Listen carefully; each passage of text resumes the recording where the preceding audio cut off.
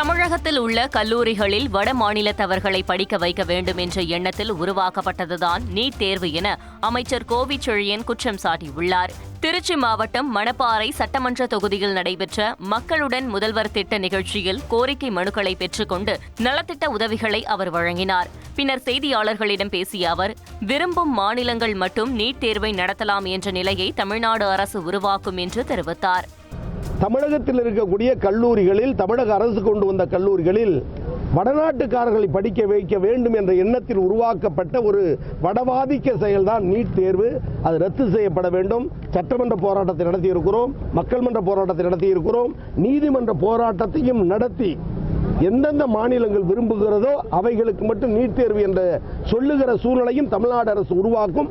அதற்கு அனைத்து மாநில முதலமைச்சர்கள் ஆதரவும் கிடைக்கிறது.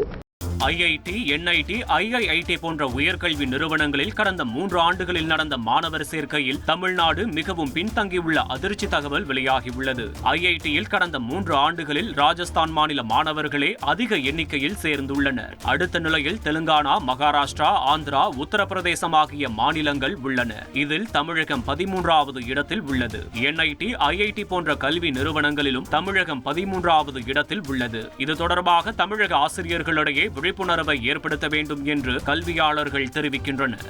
அலாவுதீன் நாட்டை காப்பாற்ற போராடும் சாமானிய இளைஞனின் சுவாரஸ்ய கதை தினமும் இரவு 8 மணிக்கு.